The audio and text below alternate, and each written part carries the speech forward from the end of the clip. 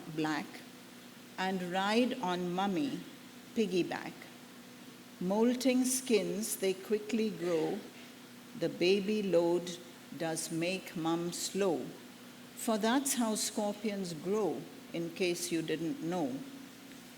At last, the kids become too large to ride on this maternal barge. It's time to leave, because if not, mum might gobble up her lot. She also does this. For that is scorpion law, in case you never saw. Now they rule the underground, hunt their prey without a sound, kill it with a tiny drop of toxin from the red tail top. For that's how scorpions hunt, in case you never learned. So I was doing, thank you.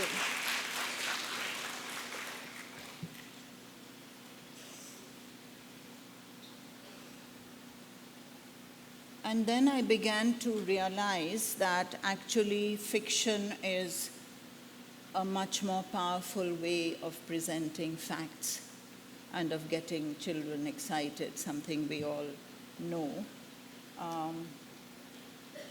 So maybe in the 90s, early 90s or so, I started writing fiction and much less of non-fiction and much less of actually using information about animals.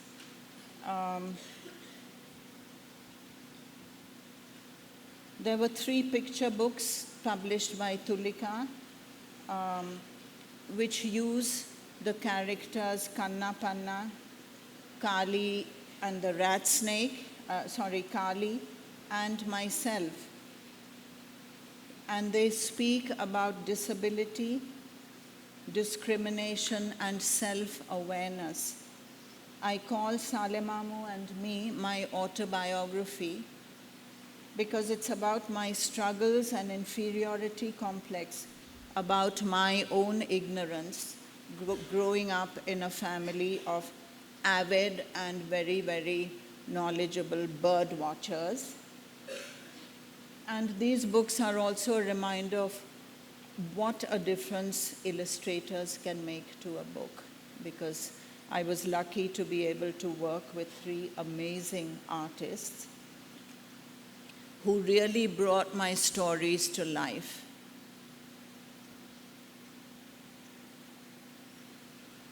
And then I began more and more to write about Adivasi communities and their issues. Mostly about the Andaman Islands and the 6 tribes that live there, and the Irula community.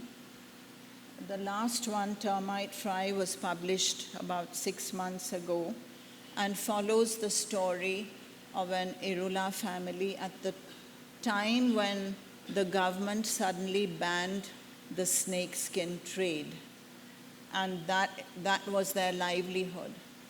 But in 76, it was, the way we do things here sometimes just overnight, okay, it's illegal. So that was a very challenging time for them.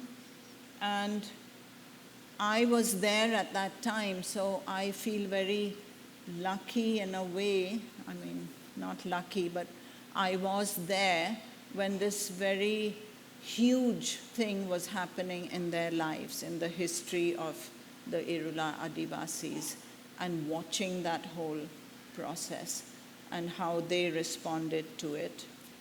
And to some extent, we were able to help them then by starting the Venom Center. But it's very few Irulas who are actually involved in catching snakes for the venom, and thousands of them were in the snakeskin industry. So Termite Fry is a small book, but it took 10 years and probably 10 drafts to write, because it was a subject very close to my heart. And when you're writing about something very close to you, it's very easy to become sentimental, and sentimental is not good for writing. So I would put it away, start again. Started with different points of view, different protagonists, and finally got there enough that it was accepted by a publisher. And sometimes I go mad and write about things like cricket and about clothes on a washing line, which is very short, and I'll just read it to you. It's called My Happy Clothes.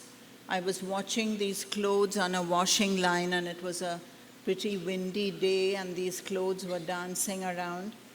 On every bright and sunny day, my pants and shirts go out to play. Amma puts them on the line, and then they have a maza time. Up comes a strong and sunny breeze. My clothes start waving hands and knees. Every shirt and every sock really makes the party rock. Nach, oh nach, and ek do three, dance, oh dance, and come and see. It would be smart if I chose to be as happy as my clothes.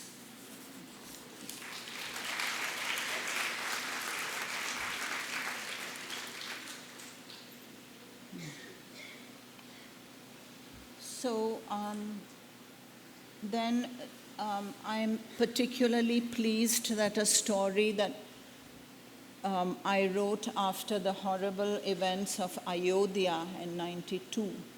Actually, some of us writers got together and decided to write short stories and poems based on secularism. And so my story is called What Happened to the Reptiles, and it has been used in textbooks, which, of course, without any payment and sometimes without any permission, but that was the whole point of the exercise, that they should be used, distributed, read, and discussed.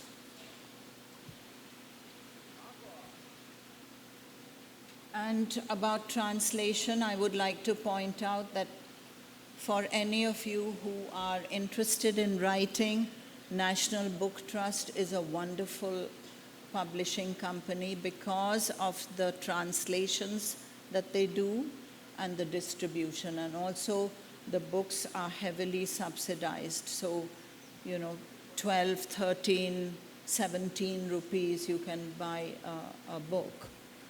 And that's really wonderful.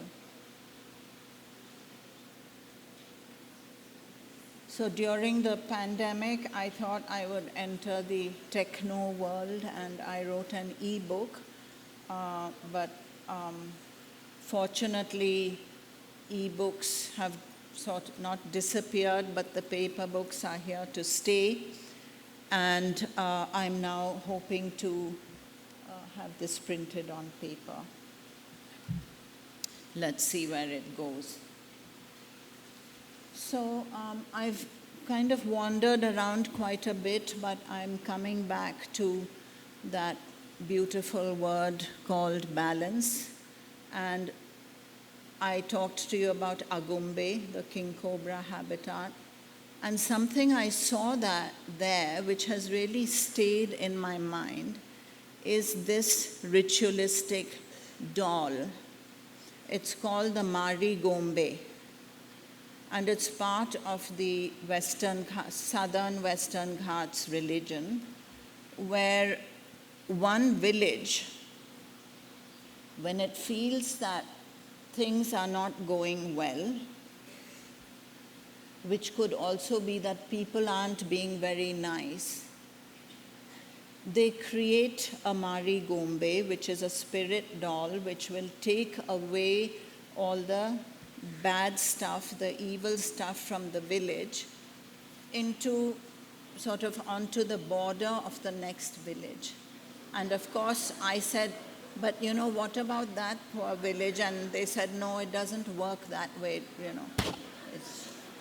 Don't ask silly questions. But I just love this idea. And for me, it's become a metaphor for what we can do with our children. Take away the bad, make space for the good, but at the same time, be balanced. And it sounds like impossible, but you're all doing it, so it is possible. So I just like to read the little paragraph that I'd written about it. Much of it is just repeating what I said. So yes, there's zoonosis and melting glaciers and ski slopes and extinction and soaring temperatures. But what we have to remember as teachers and writers is that nature is resilient and beautiful and inspiring.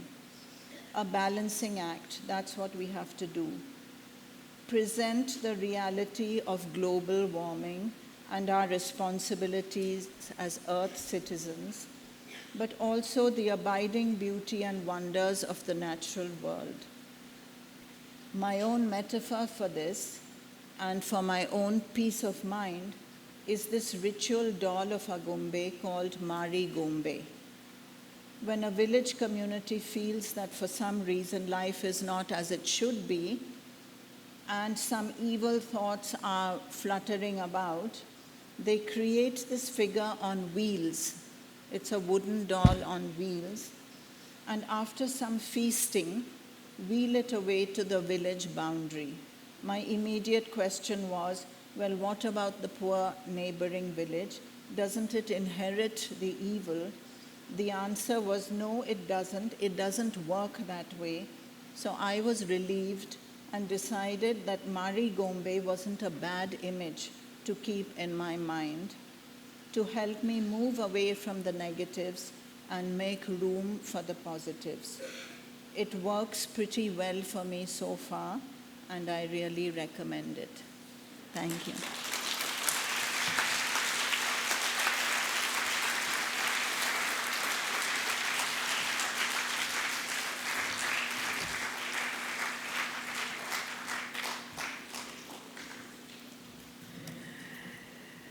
Thank you, Zai, for sharing your enchanting journey through life. Also, your reading from your favorite book inspires us to return to all those books that we have kept aside, bringing out the idea, the importance of passing down our love for reading to children. It was a touching moment when you read out your letter and extracts from your books. We're going to make sure that we look for your books and make sure that they make their way into our classrooms. Once again, thank you for sharing your experiences with us.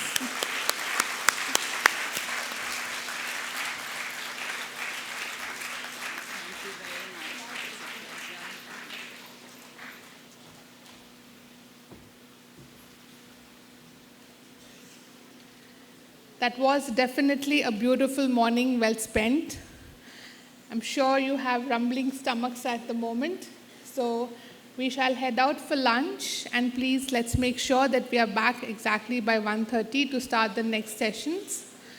Could I request the delegates and the speakers make their way first for lunch, followed by the speakers and the trustees make their way for lunch, and then followed by the delegates. Thank you.